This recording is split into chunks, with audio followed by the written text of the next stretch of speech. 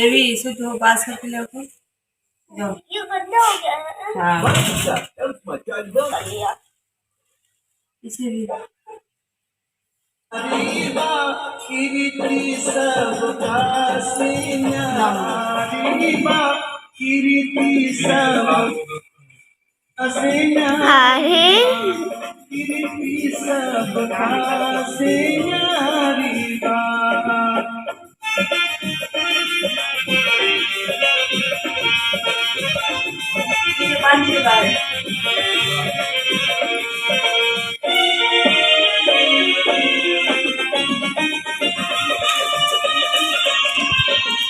महिषासुर के रउए मरनी के संकट हरनी।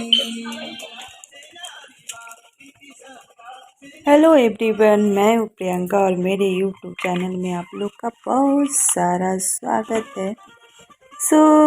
आज का ब्लॉग है आपका पूजा का, जो आप लोग को पूजा देखने को मिलेगा और मैं किस प्रकार करती हूँ। मैं इस नवरात्रे में नहीं, हर नवरात्रे में मैं पूरे 9 दिन का व्रत रखती हूँ और मैं सोची थी कि शुरू से डालूँगी, लेकिन एक्चुअली में पॉसिबल नहीं हो पाया क्योंकि व्रत होना और साथ में काम करना दोनों बहुत मुश्किल होता है। मैं लास्ट में नवमी पूजन का डाली हूँ। आप लोग की सपोर्ट और प्यार की बहुत ज़रूरत है, इसलिए आप लोग वीडियो को देखिए और बताइए कि आप लोग को कैसा लगा। देखिए मैं किस प्रकार यहाँ पूजा कर रही हूँ, सारा पूजा का तैयारी कर रही हूँ और फिर उसके बाद मैं अपना पाठ की शुरुआत करूँगी, जो मैं डेली का पूजा करती हूँ। उसके बाद मेरा सारा पूजा का काम चल रहा है, मैं सारा तैयारी कर रही हूँ और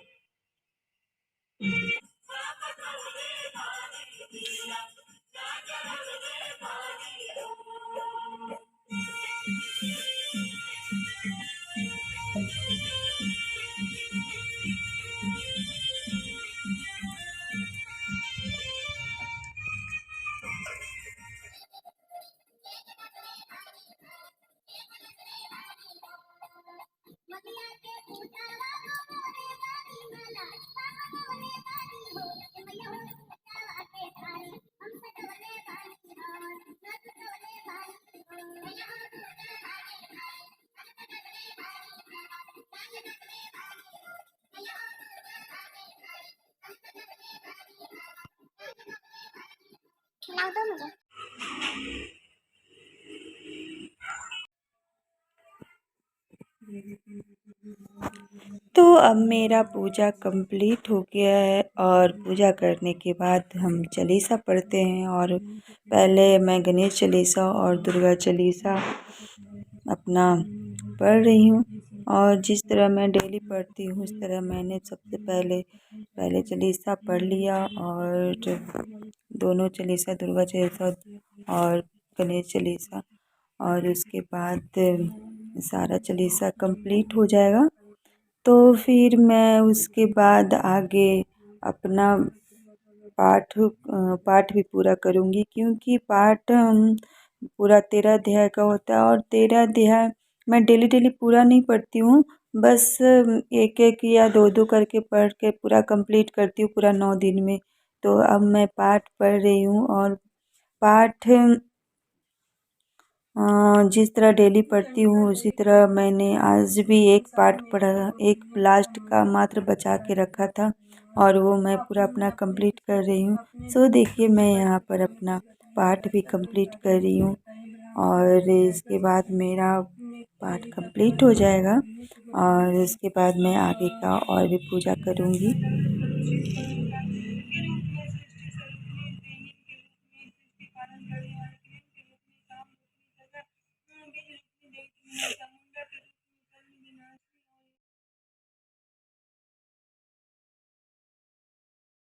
तो मेरा यहाँ पूजा कंप्लीट हो गया और मैं अब जो बनता है नवमी पूजन के दिन वो मैं बना रही हूँ।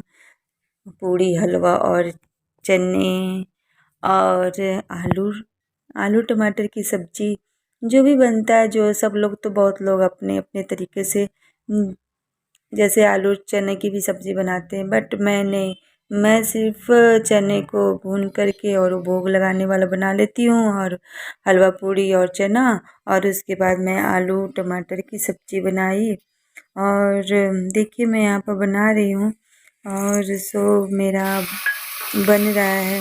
वैसे काफ़ी मैं थक चुकी थी, इसलिए एक्चुअली 9 दिन का व्रत भी तो बहुत बड़ा होता है ना, तो फिर मैं बहुत थक गई थी और सारा काम भी होता है साथ में, हर चीज़ घर को मैनेज करो और पूजा और फिर सब व्रत बहुत मुश्किल होता है, लेकिन तब भी इस बार सब अच्छे से पार लग गया और श्रद्धा से हर कुछ पॉसिबल हो जाता। मैं तो सोची थी नहीं हो पाएगा, लेकिन फाइनली सब कुछ हो गया और वो भी बहुत अच्छे से अच्छे से हुआ और बहुत मुझे मन भी लग रहा था पूजा में। और लास्ट दिन तो मुझे काफ़ी रोना आ रहा था, क्योंकि एक्चुअली में हम जो पूजा कर रहे थे उसमें एक मेरा रूटीन बन गया था, इतना बजे उठना है और इतना बजे पूजा करना है और वो सब चीज़ है जो ख़त्म, मतलब कि नवमी के दिन तो ख़त्म ही हो जाता है।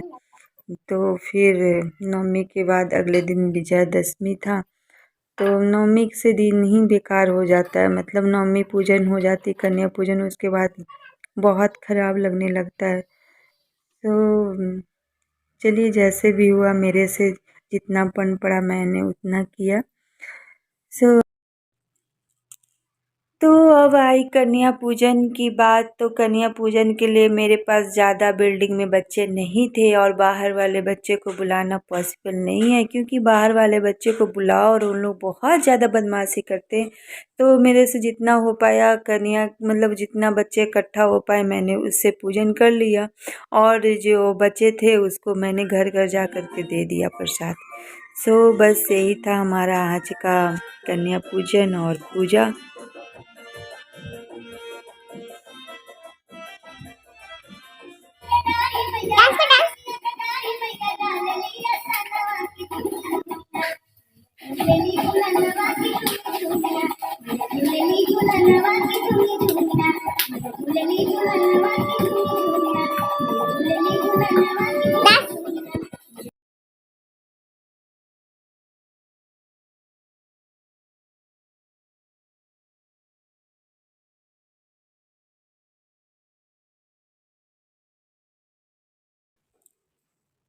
तो आज का रहा ये मेरा छोटा सा प्यारा सा ब्लॉग, और जो आप लोग को कैसा लगा आप लोग ज़रूर बताइएगा। और ये मेरा बेटा प्यारा सा पूजा कर रहा है और वैसे ही सब पूजा पाठ में बहुत